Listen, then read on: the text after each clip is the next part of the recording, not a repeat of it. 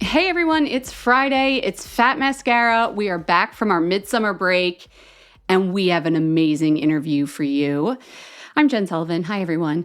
So I have Alex Box here today for a fabulous deep dive into the future of beauty. Let me tell you a little bit more about her. First of all, she's Dr. Alex Box. She has an honorary doctorate of the arts from Solent University, and she's a makeup artist. That's probably why you know her name. And her work as a makeup artist is legendary. She's keyed fashion shows for Stella McCartney, Alexander McQueen, Vivienne Westwood. She's worked with musicians like Frank Ocean and Lady Gaga. And she served as the creative director for the brand Illamasqua up until 2015. But this is not one of those interviews where we're going to go back and talk about her career and talk about her artistry, though we will a little bit. But more so, I wanted to talk to Alex about the future because that's what she's focused on. She's an identity designer and a beauty futurist. And she's also the founder of VMedics, which is the world's first virtual cosmetic software. And we'll get into what that is. But I don't know a better way to put this than that she's just one of those people that isn't letting the future happen. You know how sometimes technology feels like it's just like a wave over you and like it's just moving you along. You don't have control. All of a sudden there's social media and you need to be on that. Then there's generative AI and it's in imagery and it's in movies. Then there's software that manipulates our images and photo filters. And then how am I going to present myself in the multiverse if I choose to be in the multiverse and make an avatar of myself? It feels like too much, and I get very overwhelmed by that. But Alex is not one of those people. In fact, she's working to make sure that the beauty narrative of the future is a lot more human. I don't know how else to explain it. She wants to make sure that we feel more human in the future and that the work of creatives remains vital and that the artists get credit for the work. This is going to sound really high-minded, I know, but as technology influences beauty culture more and more, she's the kind of person that's asking the big questions, like how did we get here and how can we make sure the future is better? So I want that for us. I'm assuming you, the Fat Mascara listeners, want that as well. That's why I think you're really going to enjoy this interview with Alex. We're going to get a little philosophical. We're going to talk about the future of human evolution, all within the lens of beauty culture. So please, everyone, welcome Dr. Alex Box to the Fat Mascara studio.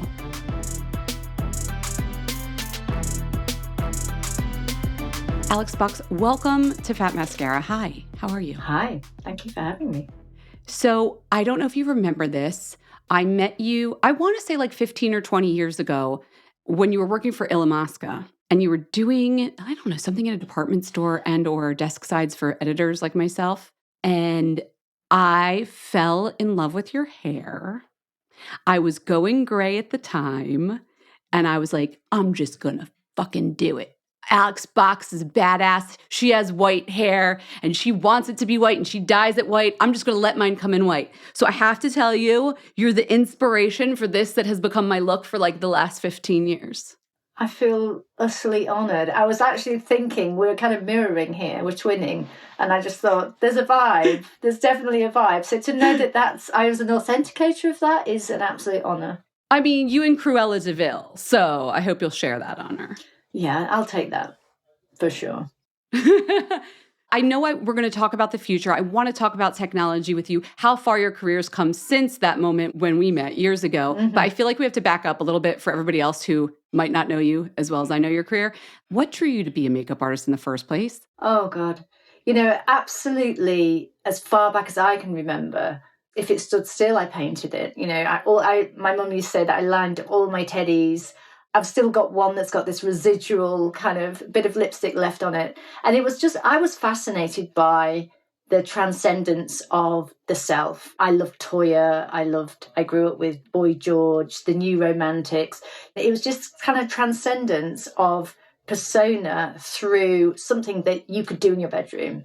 I mean, I had the world's worst face paints and things that I bought from supermarkets, so I was only little, but I felt like I could step into something that was attainable through my own hand. And that absolutely was, whether it was paper or paint or anything that I was doing creatively, I took that onto the body. And then I also saw instantly the response that got. So wearing the artwork, being the question became something that has navigated my entire existence, really.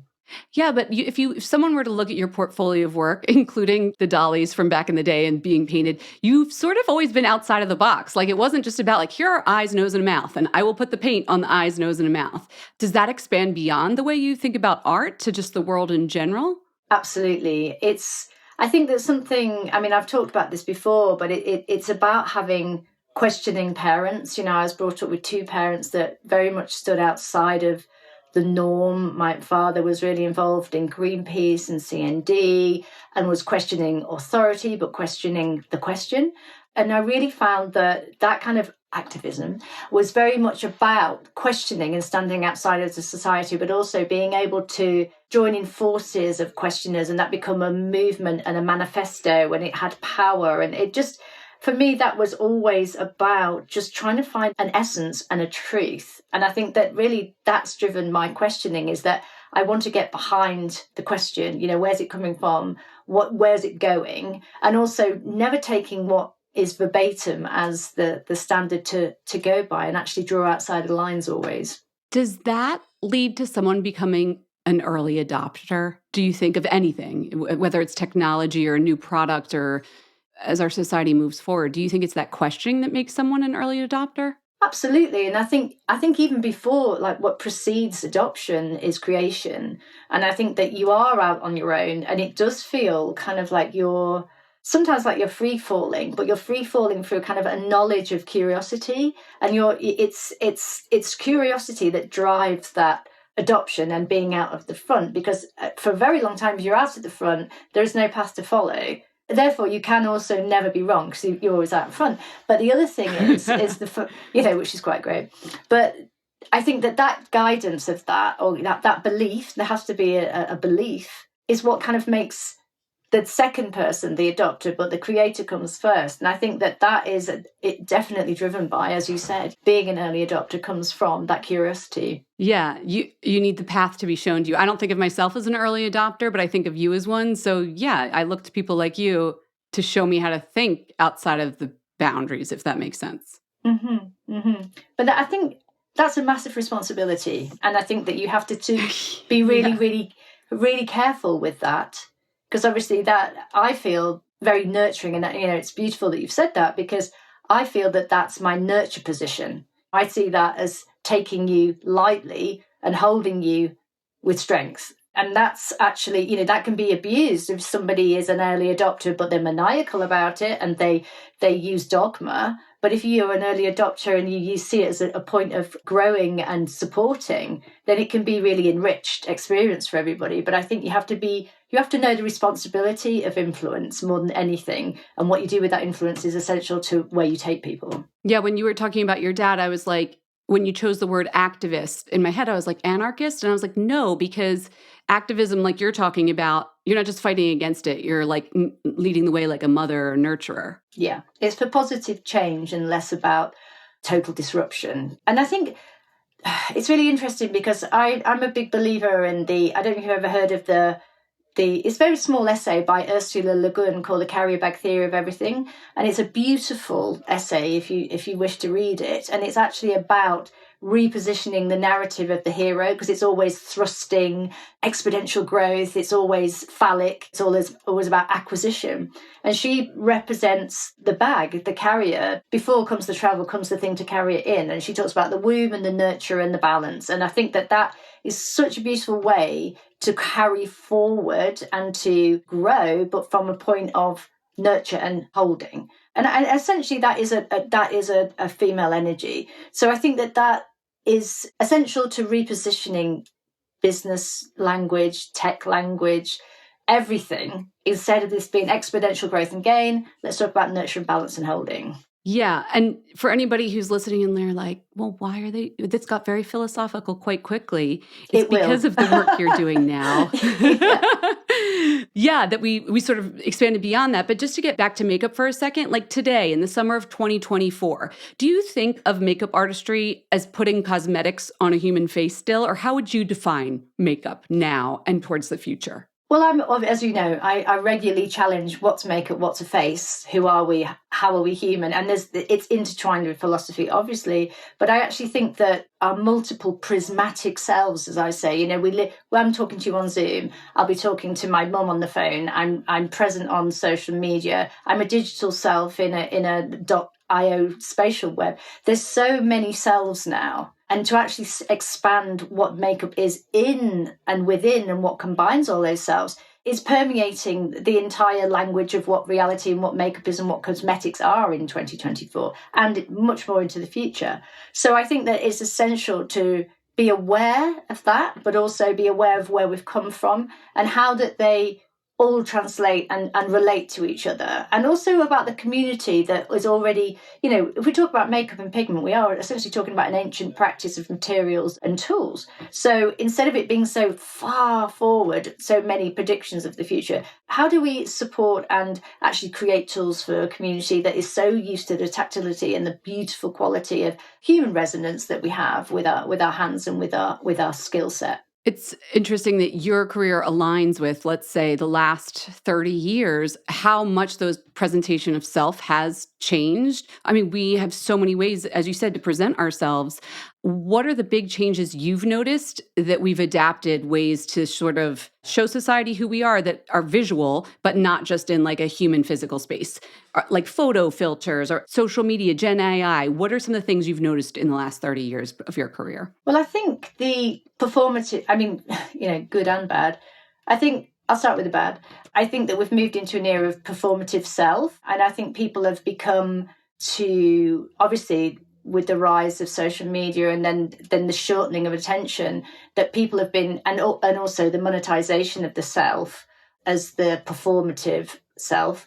You've got the TikTok, and you've obviously got what started as a long format how-tos in makeup have gone down to 15-second performative videos. So we have narrowed our vision of what we should and shouldn't do through the algorithmic presence of platforms that have decreed the behavior. So that, for me, has almost kind of shortened the creative idea of being able to grow and develop a creative persona or a creative act or a creative identity into something that is, well, if you hit this mark, you'll get this. So it's kind of a reward system, but equally it narrows the capacity of what we're capable of. And that also affects the behavior of what we think we should look like and how we should act. So I think the platforms decree the behavior and the behavior decrees the aesthetic, which I do think is eroding the idea of time and space and developing your own identity. So that's the bad bit.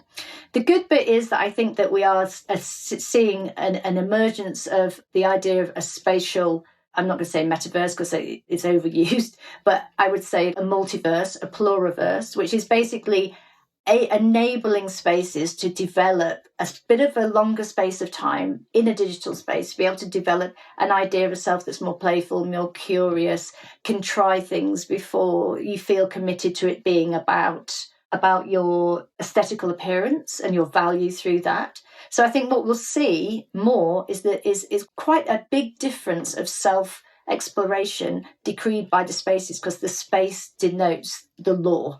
So if you're on Instagram now, you're hot or you're not. And the problem with that is that most people don't feel hot, so they have to portray these particular marks that hit the algorithm to say that you are.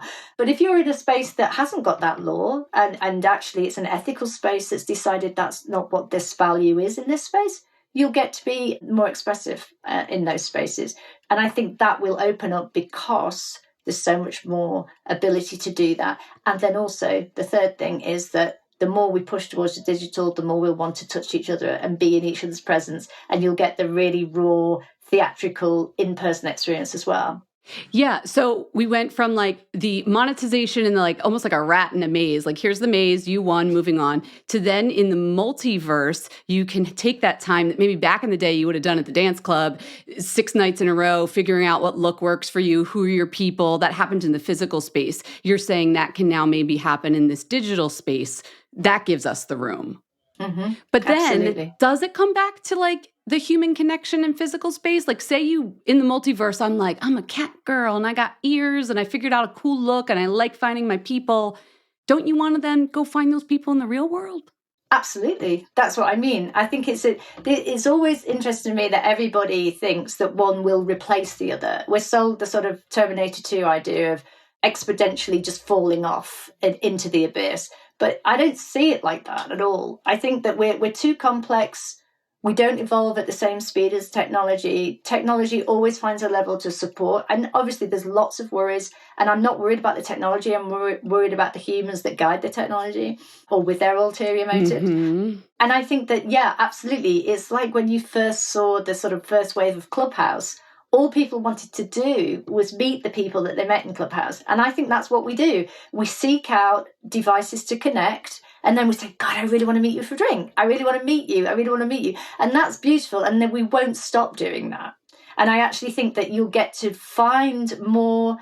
I mean, this is what is wrong is the scale. Okay. So the scale at the moment is you're on Instagram with 2 billion people. If you're in a space that was more curated about your experiences together and it was a smaller scale, guarantee that would become a force for good. I guarantee that would be a smaller, more sustainable, more like a club, like you said, and you would meet, you would grow friendships, and I actually think that that's the positive about, I mean, I'm talking to you now. I feel connected to you. I would like to meet you. I'd like to see you again. I'd like to, let's go on a hair journey again. And that's what's really lovely. It's a device to connect. And I do feel very strongly that will lead to more human bonds for sure. I want to talk about those positives of the future. I have to play devil's advocate for just like one more minute. Mm-hmm. I worry about the echo chambers, kind of, as you were saying, when you find your people, you find that smaller space because you're not in the 2 million of Instagram. I find myself even just finding people that agree with me, who are like me. And I don't like that because it sort of narrows my perspective. How do you handle that part of technology? Oh, I agree. I think it's I think it's going to be a bit of a narcissistic feedback loop if we give all our future over to AIs that agree with us. I think that's a danger for sure. And I think that's why I feel very strongly about, in fact, I'm doing a digital dignity summit of roundtable thinkers to talk about exactly this, because we can't just exponentially move into the future by just accepting everything. We have to kind of say, stop, let's have a breather. Is this right? How do we move forward ethically, but also emotionally and metaphysically? Because actually, like you said, you don't want just, on paper, people might say, oh, this is great. Like they love a ChatGPT boyfriend that tells them all the things that they want to hear. But after a while, that enables and establishes a desire to have that in the real world. And as we've just said, the real world will well, I don't like to say real because it's all real. The worlds are mimicking and combining. And when it mimics and combines, it drives behavior. So let's pause for thought, take a look at this and say, okay, do we want a narcissistic echo chamber? Do we want people agreeing with us all the time? Of course we don't. That's what we need to do is like, what is it that we seek in human connection? And if there is going to be AI concierges, or there is going to be sort of like quantum ideas of response and replies to what you want, and should you get what you want, or should you be challenged for what you need? And I think that's a big question, because a lot of people are in a hurry to just make sure it sells you as much as possible and keeps you engaged as much as possible by telling you what you want to hear. But that's not what we want, as you know. Yeah. Oh man, I could go down a wormhole about capitalism right now and how that plays into it, but I'm going to keep it on the beauty thing because this is what my podcast is about. I love this idea you brought up of digital dignity. I think that's a nice way to talk about it, that just reminds us all along that we need to be thinking about our morals and who we are as humans. So that makes me happy. Can you tell me on a more, I guess this isn't practical, but on a more like actionable level, how is beauty playing in these spaces? Like VMedics, for example. What's going on right now? Okay. So obviously I'm the CEO of the world's first virtual cosmetics company, which is called VMedics. We are looking to launch this year. And for a very long time, I've been involved in technology, but I've also been aware of all the things that we've just talked about, the dignity, the human touch, how does beauty fit into this? How does this billions of makeup artists move into this next epoch that is Web3 orientated. You can't deny it. It's coming, it's here. So really, how do we enable that skill set into that space without it being an AI prompt or just handed over to CGI artists? So with my incredible team of created virtual cosmetic software. So, and it comes so much from, I had a girl's world in the 80s, which was this doll head that you just painted on. And I just practiced for hours and hours and hours on this doll head. And really, honestly, because it was outward facing and not on myself, that built that skill set and that muscle recognition and how does product go on? I mean, albeit really basic, that was facing outwards. We've gone through this whole time where people, because they've been the center of their performance and the selfie turned this way and we were on Instagram, they've become the center of their, and actually pointed the brush inwards, and actually the skill of a makeup artist is outwards. So I wanted to take that skill and that desire, that curiosity, turn it back outwards and do 3D beautiful realized heads that are either your head or a head that's been scanned, whether it's a model or an actor or whoever you're working with, and then just go straight in and use digitized products. So we've actually formulated a way of digitizing real makeup, and there's no crazy anachronistic software interface. It's just purity of expression, straight in makeup. But also what's super important about it, and this is the really important bit, is that for the first time that will be a layer that the makeup artist will have IP over and will be able to actually take across platforms. So whether it's in a Gucci Maison or it's in Fortnite, there's a way to enable a seat at the table for all these people that have got this tactile, beautiful integrity in how they put on makeup. So it's a seat at the table, basically.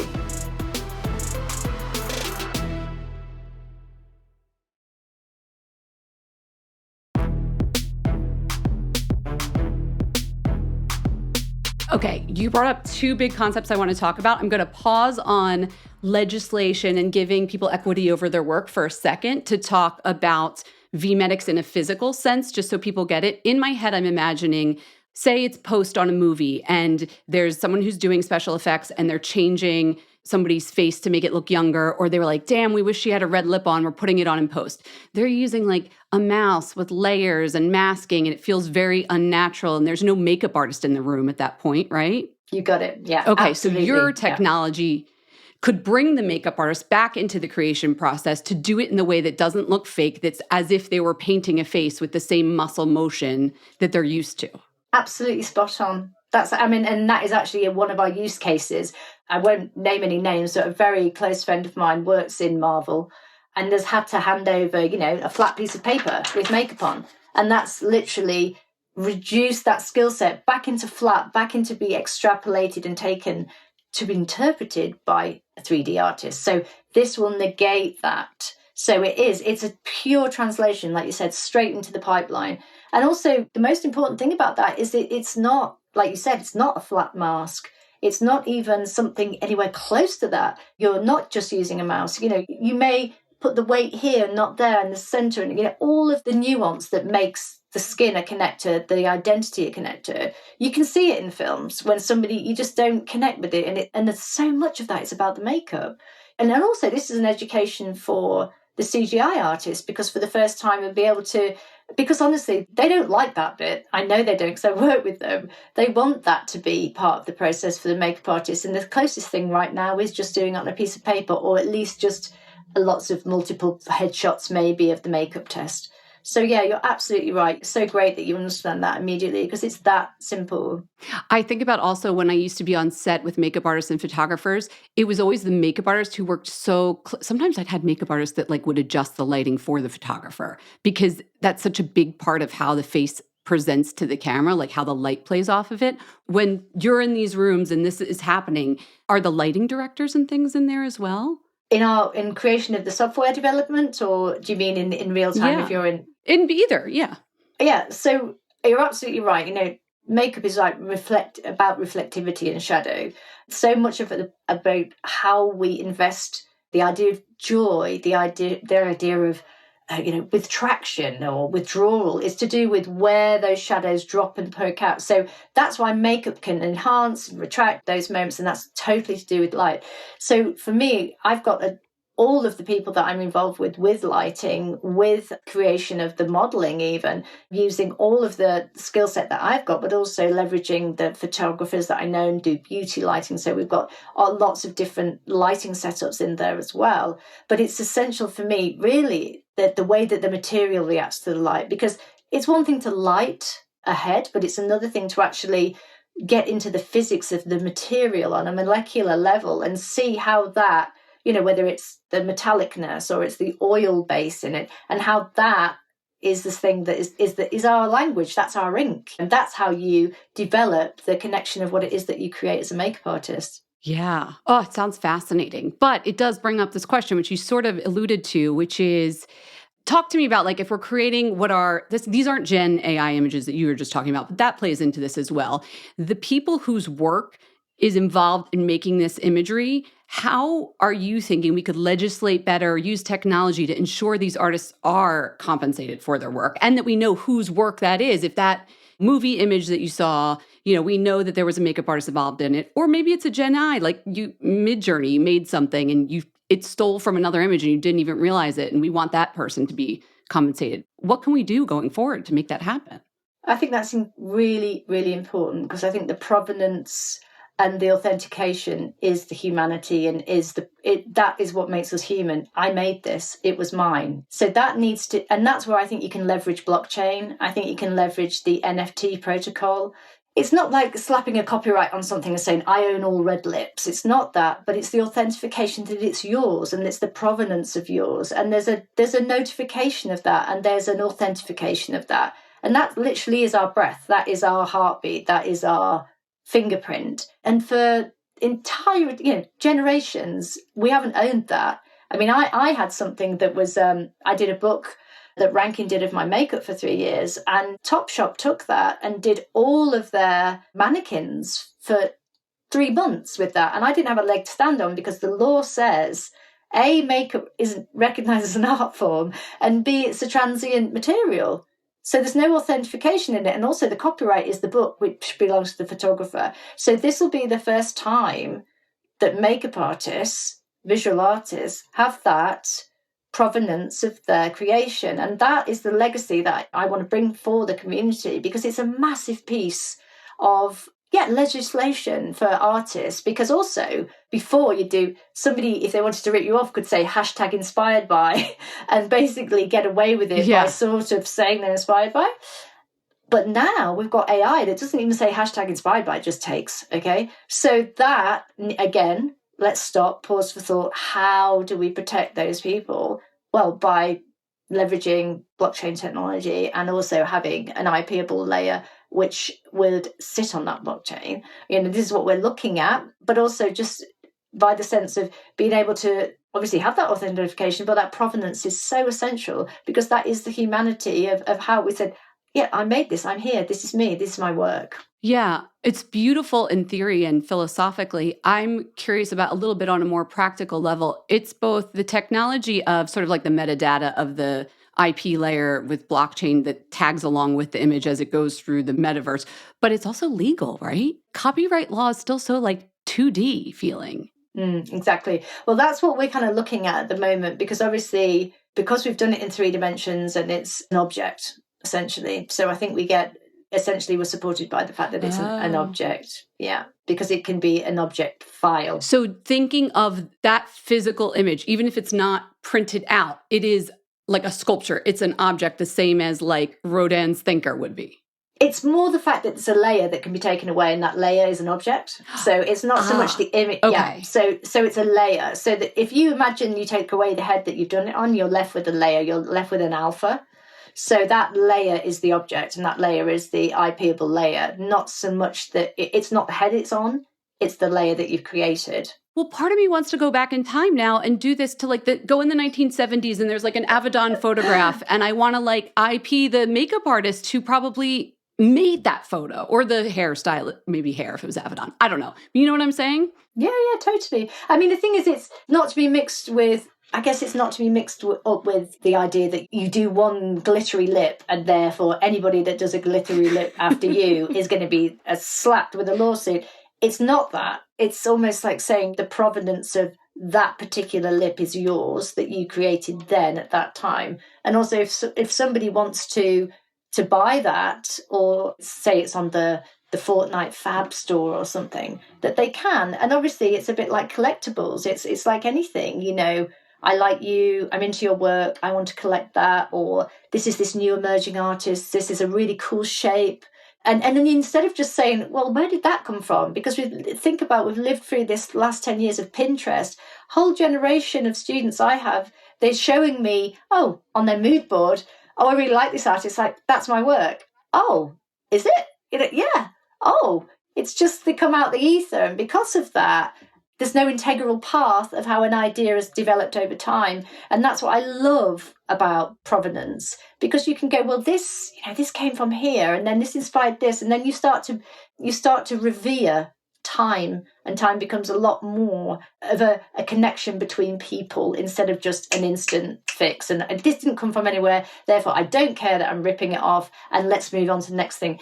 If you've got a person behind that thing and you know where that thing came from, you care more. Absolutely. This brings up idea of cultural appropriation for me, because I remember talking to makeup artists and more hairstylists a few years ago about, like, okay, if you're doing, like, say, a Bantu knot, like a little knot in your hair, and you don't know the African origins of that look, are you allowed to do that look? But if we start thinking about art the way that you're proposing, you won't have that icky feeling of appropriation, because it will be built in that chain of, like, human connection of where it actually came from, right? I hope so. I hope for it being archaeological. I really hope for it being exactly what you said about an awareness that we don't have right now. I mean, stealing has been condoned, and then it's also been made into a machine, like an averaging machine, which AI is. Now it's invisible, and that behavior. And now it's talking about how do you stop and start to bring in the dignity of the value of where things come from, the origination of something. I mean, we're all inspired, but it's really important, like you said, to know where that comes from, because you may feel very, very different about how you use it, how you adopt it, or if you do it at all. So I think that is essential. It's essential. I mean, it's not like the fun police. It's essentially about having an ethical awareness about, if you want to take something, should you build on it, or where do you take it instead of just a straight copy? Because I just don't think that is helping anybody. If we're talking in a space with, like, a lot of creatives and artists, I feel like it all works the way it should. But then I know how the world works, and, like, a lawyer gets involved and they have to get paid, and somehow a little bit of money gets attached to that blockchain at like a 0.0001 pennies. And then there's always humans that are going to try and manipulate that to make money and just start putting their stamp on every layer of everything so they can make money from it. Is there any sort of, like, talking in your world about how money is involved in this process? Yeah, I mean, this is a live conversation. We're at the beta stage, and it's very much a big conversation at the moment about, because we can, should it be this way? Should it be this way? How far into the weeds do you go with the IP? Because no, you don't want it, like I say, you don't want it to be a copyright lawsuit war. That would be horrendous, because that stops anybody trying anything that they've just seen.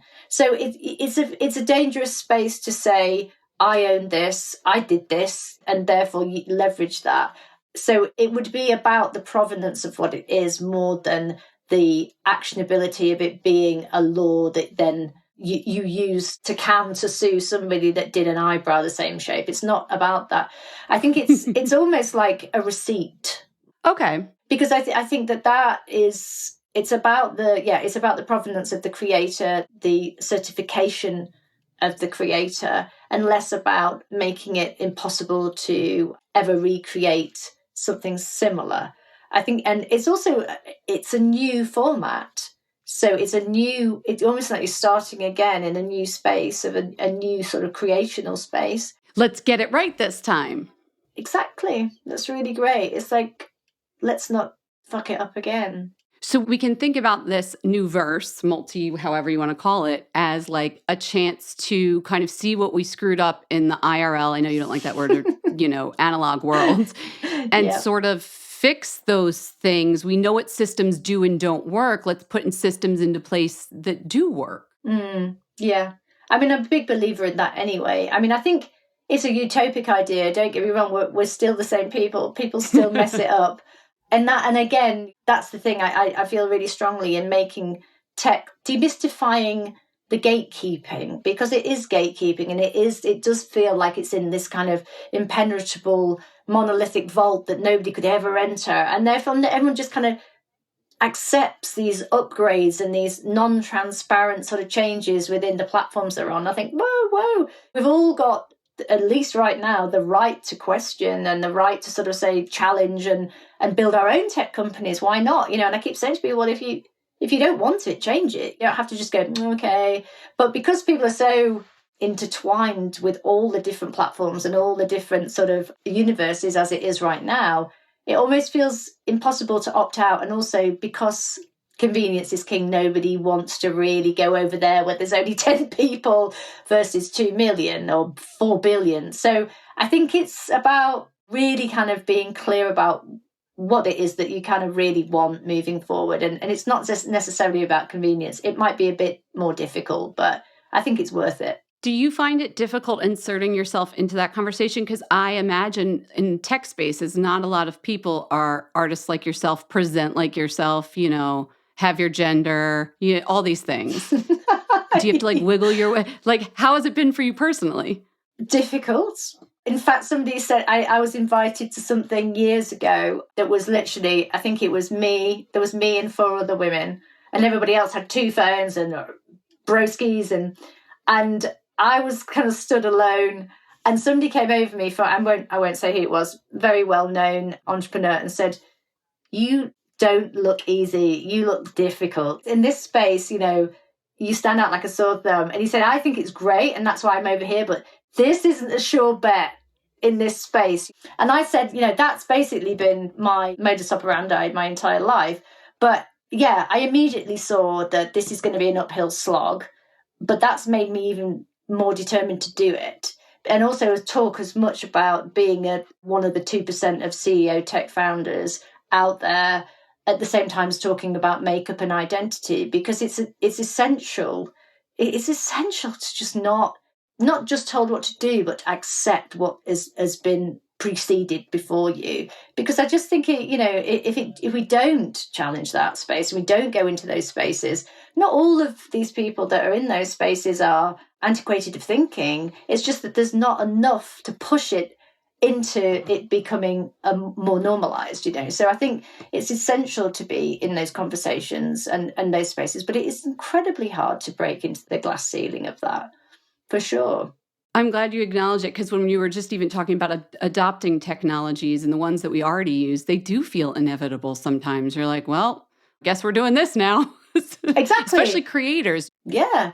I think that's the thing, is that, and that's another thing that has to change, is the non-transparency of upgrades, non-transparency of new legislation that is somewhere in your T's and C's on the sort of 70th scroll that you have to get a carrier pigeon to take to your neighbour that then tip you. It's just ridiculous. That really needs to change, because that non-transparency, I mean, it's a bit of a gold rush at the minute, because everyone's just updating everything with AI, and then about a week later saying, oh, you've got 2 days to opt out.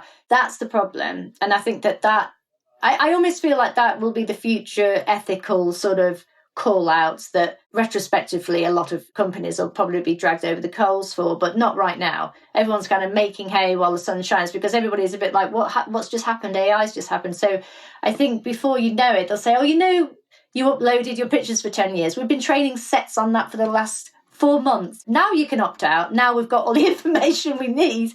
And I think that's too late. It's all too late. It's all post the event. And I find that really quite unforgivable, actually. Because like you said, it's just seamlessly happening, or feels like it's seamlessly happening. It's not. It's in your T's and C's. It is there, but it's so hard to find and so impossible. Somebody maybe have whispered it somewhere, but it's not public knowledge. And that's not good. It also gives the people who have historically been in power the continuance of the power. Because I think about the filters that are automatically, that we don't realize, but we both know are on our phone when we look at a camera, like that are on TikTok that we don't even opt in, that just like adjust our face. The people who did that software were probably like, had a set way of what beauty is and thought about beauty in a certain way. And they're like, oh, everybody wants to get rid of pock marks on their face. Done. Without even thinking. Yeah, it's the non-thought that's behind anything. That's the problem, is that sometimes it's not a maniacal sort of, conspiracy theory. It's literally not even understanding, like you said, like, oh, everyone wants smooth skin, right? Well, no, because actually now what you get is the shortfall of coming off your phone and seeing yourself in real life and thinking, oh my God, when actually you've spent so much time looking at yourself, looking super smooth and amazing, that there's always going to be a shortfall of the reality. Therefore, there's going to be the mental health issues that arise from thinking, oh my God, I don't look like a filter. I wish I looked like a filter. And before, you probably were never even aware that your skin's gorgeous anyway. But now you've got this parameter between filter you and you. So this always seems smoother. Of course it does, because it's not real.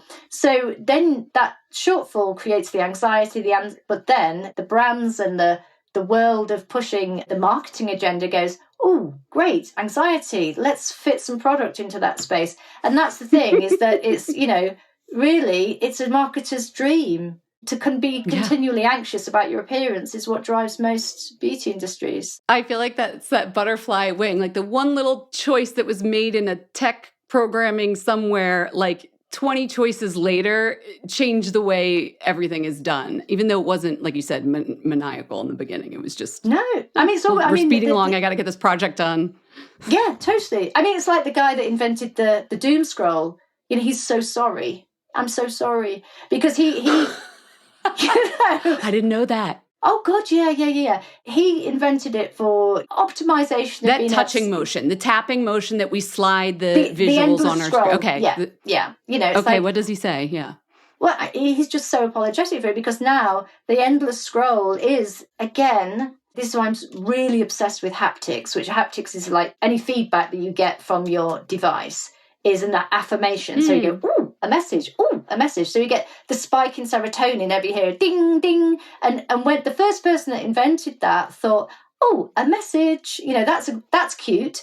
But actually, that's almost like a Pavlovian bell ringing and being given a treat. So then you take the treat away and it's like, I want a treat. So it imprints your need and you precede this desire for a message. I must have a message. So that is so divisive, so huge. So the scroll is sort of synonymous with, I have a feed, but I'm never full. I'm endlessly doing it. And he just said, I'm so sorry, that wasn't my intention. But this is the thing, it's like Oppenheimer, not intending, but that's what happened, and it's the science and usually the tech comes from a place of purity. It's what the humans do with it, or like the marketing. There's good and bad always, always. It will be polarized always. So I think you have to be super slow with those decisions. And like we're just reporting back to the idea of IP, fantastic idea, but I'm also, the way that's done has to be really important, because you don't want it to negate.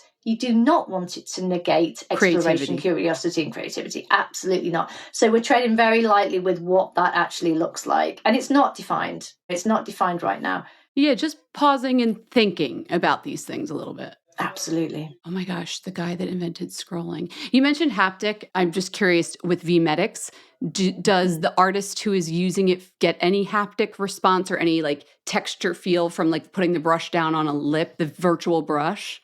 I can't do that yet, can you? Not in this iteration, unfortunately, but definitely in the pipeline, because not only, I can't give too much away, but not like absolutely. Pressure to do an eyeliner. Like, exactly. You need that. Exactly. Like, you do. But that is definitely down to the hardware. If you want haptic feedback, you have to sort of have an arm that's on a cantilever that's in space. So you need that very specific piece of kit, because you're basically, you can do it in much more in VR.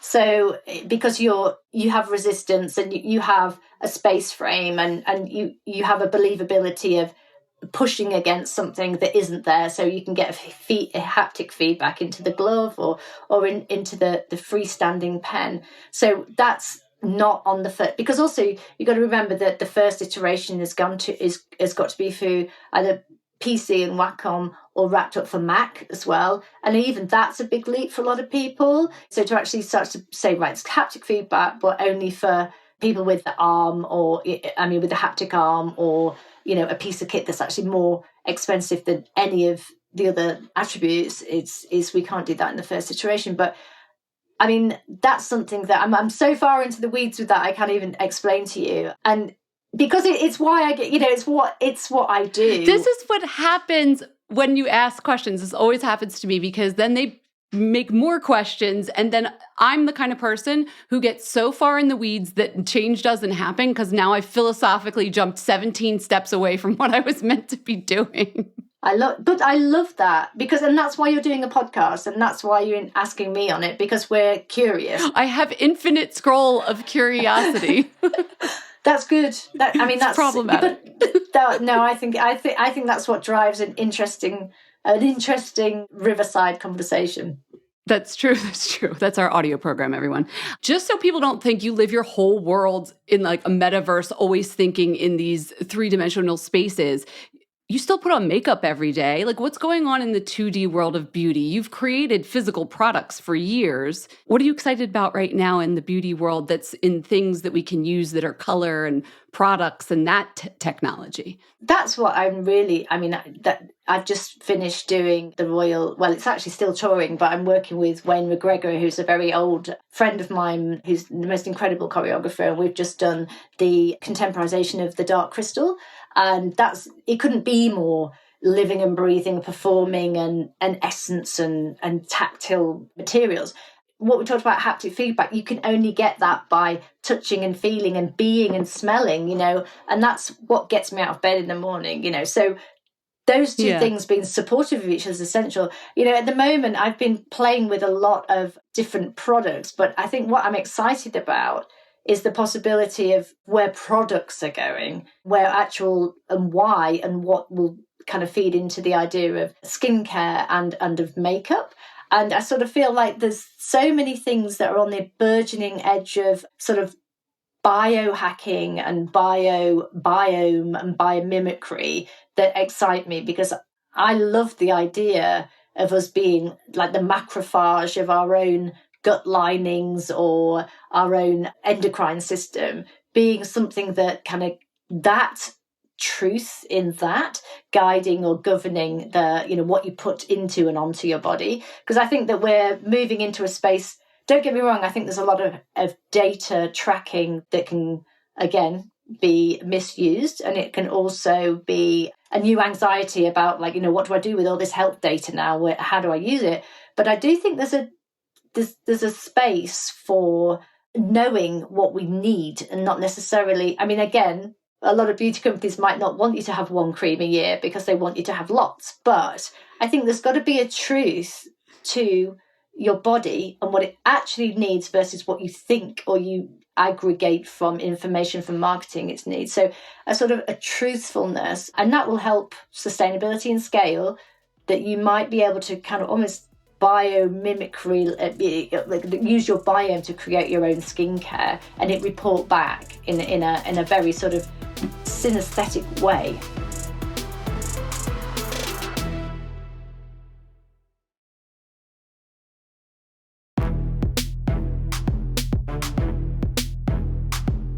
I love how you speak. You just gave a full paragraph with the footnotes in it. But talking about saying a swab of your microbiome or your gut biome, then using that to grow your own face cream that is perfectly attuned to what you need. With the footnotes, no, we don't want your medical data to go to big business. Big pharma. No. Yeah. Big pharma. Yeah. But then again, that data might inform like disease curing. So it's like exactly. We have to look at the positive and the negative of all of these things. Yeah, I love that with skincare. What about you personally? Do you find all your work in these virtual spaces informing how you present yourself in like a physical world when you go to like, say, the Digital Dignity Conference, like how you wear your hair, your makeup? But, this is what's really interesting to me, because I've worked in computer games as well. Secretly, I had a brand called Black Rainbow that was in Avakin, which is the largest online fashion game. And I realized very quickly that people either go into a game and try to make their avatar exactly the same as them. I mean, exactly. Or they are a flying hot dog. There's not much in between. They're either full fantasy or they're as hyper-real as possible. And I fall in the hyper-realistic as possible camp, because I think I delight so much in distilling an essence is kind of what drives me, is that what's the nub of why. So I like to get as close to that as possible. And I don't mean photo identical, but more like, if I'm picking a thing between 4 things, what's the thing that really represents me the most? And that's really hard. That's more like talismans and essences and focal points. So if there's and this is what I think is really interesting about games in general, because of that shortfall, a lot of people don't play things, so think, well, that avatar doesn't look anything like me, and I don't really want to do fantasy. But I actually think there's a huge opportunity to go post-human. And what I mean by that is kind of post the body. So it might be that you choose from 7 geodes that more resonate to the shape, colour, texture, sound, vibration that you are. The same way that you would scree over some crystals and you think, well, I'm picking up this. I think that frees you essentially from the aesthetic of self. So you're not going, oh, well, that doesn't really feel like me or look like me. So I've kind of forgotten what you asked. But I think that is, refresh me what you said, because I've just gone off. Well, I wanted to know how you present yourself, but what I think I hear you saying is the essence of you is like what you like to highlight, like the Alex of it all. Yeah, exactly that. And that is prismatic and can change daily anyway. So you met me when 10, 15 years ago, my hair's pretty much the same. It's grown out a little bit and I need my roots redoing, but I essentially incrementally change, but it's, in fact, I kind of do it with clothes very much. I used to read this children's book when I was little, or it was read to me by my mum, called The Folk of the Faraway Tree. And they essentially had a tree that a different magical land would come to the top of that tree every couple of weeks. And they would go up the tree into the land and adopt the language, the magic of that space. And I feel like the tree is essentially the core of what I look like. And then the magical bit is these kind of changing, revolving, prismatic ideas of identity and adornment that I choose to be. And I do have clothes that I've had from 35 years. I pretty much stayed the same size. So I go through these phases and I have wardrobes. That's giving it away. Black, rainbow, red, and earth tones. And I kind of move through them, I must say, like that. Like revisiting old Alexes? It's more how I choose to present them. So, I mean, I definitely used to wear this with a black rubber polo neck. Now it's open. So it's not huge changes, don't get me wrong, but you're absolutely right. They're also highly flammable from the 70s, so they're not going anywhere. So yeah, they're mint out the box like they were from the 70s. There is something really reassuring, and you say like visiting old Alexes, there is a residual echo of the past, obviously, that is still me, but I'm revisiting it in a new way, afresh of that day that I choose to be. And I do go through massive phases of what I choose to present as, for sure. Yeah, not like complete reinventions each time, but like using a nugget from one thing to inform the next. Exactly. Wow, I could talk to you for like 5 more hours, but I do, before I let you go, maybe there'll be a part 2, who knows? We do this with all of our guests. We do a little Fat Mascara 5, which is like a little speed round. What was the first beauty product you remember really loving? Darlie's red lipstick that was the reissue of the Darlie lips. Yeah, the black lips.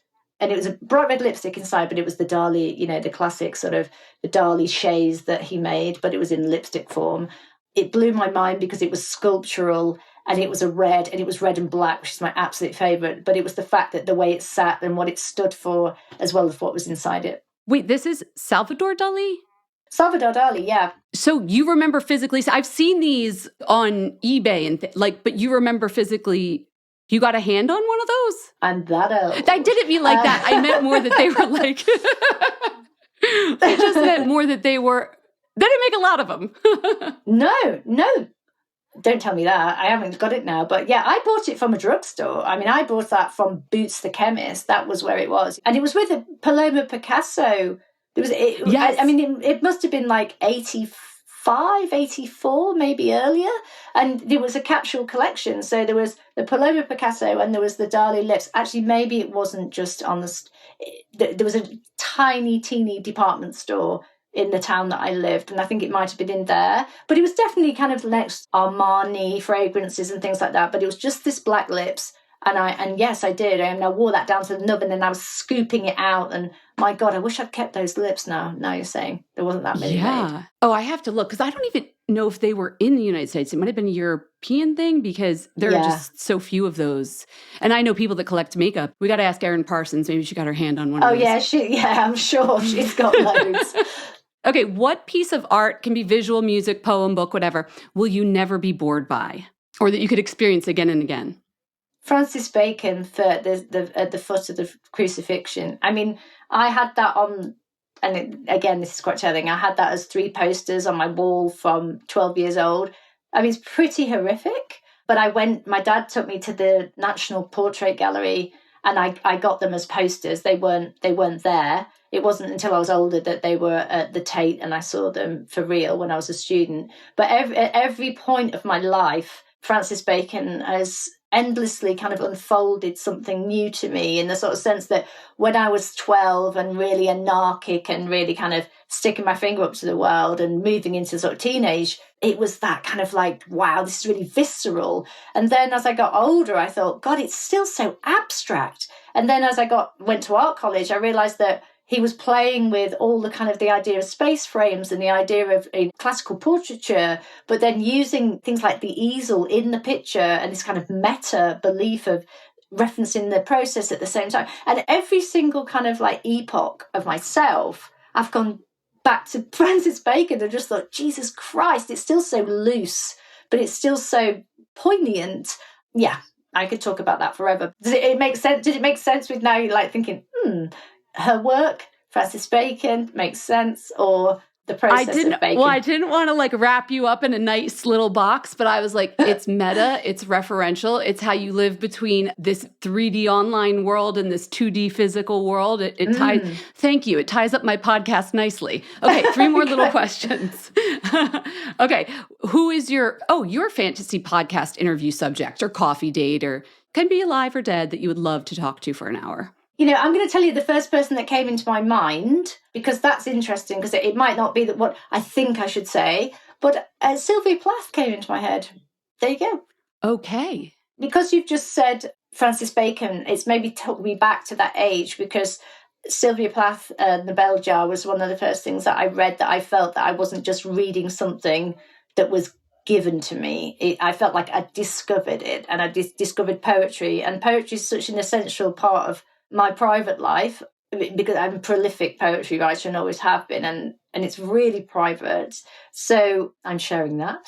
And I used to be involved in poetry a lot and performance poetry. So when I read her, I again was presented with this new art world of space and metaphor and looseness, whilst being really descriptive, and futuristic at the same time as being very literally solid. So yeah, you know, there's so many people. There's so many people I would like to talk to.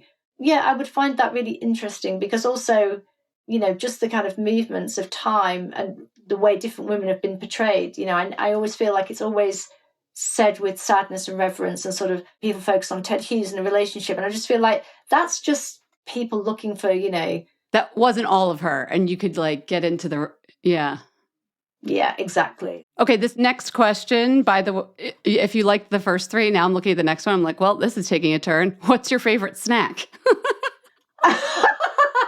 Ooh, my favorite snack would have to be, right now, a cold pressed seeded crackers with sesame paste with tahini on. Oh, okay, delicious. That sounds good. And my last question for you, I can't picture you on a day off. I feel like your brain's always working, but let's pretend it's your day off, whatever day that is. What, like 11 a.m. Don't worry. I'm a big believer in daydreaming and not doing. Okay. So in this not doing time, are you doing anything? Like, what are you doing at 11 a.m. on your day off? Oh, I'll be in the woods. I live in the middle of the most rural, beautiful, unkempt countryside in the Cotswolds. And there's wild streams everywhere. And as soon as I can, even if it's freezing cold, I love cold water, I go and immerse at least up to my knees in the water and just stand or sit or lay in the woods in a stream and just let nature take its course, because I like to sort of somehow believe or hope that I'm completely in tune with the nature that's around me and that there's ancient energy passing through that. And I'm very much involved in the ley lines of where I live and the sort of the folklore and the essential magic that the earth gives here, because it is a complete counterbalance but supportive or informative energy for the digital as well. And I think that's the thing. There needs to be an organic resonance and an ancient belief around moving forwards, because that's where we find the integrity and the, like you said, the pausing for time and thought. So yeah, very much involved in putting my feet in the soil. Mm-hmm. And that integrity is the humanity, which it seems like is what you're looking for with all the work that you're doing, keeping the human in all of it. So that makes sense to me. This has been a fascinating conversation. Thank you so much for coming on the podcast. We really appreciate you. Oh, it's been wonderful. You're a joy. Thank you. We hope you enjoyed the show. It's your reviews and feedback that help us make the podcast even better. Head over to iTunes to rate and review us, or email your thoughts to info@fatmascara.com. We also want to answer your beauty questions and hear what products you love. To share a Razor One product review or to ask a beauty question, email us at info@fatmascara. If you send it as a voice memo file, we can even share your voice on the podcast. You can also do that by leaving us a voice message. Our phone number in the United States is 646-481-8182. Thanks so much for listening.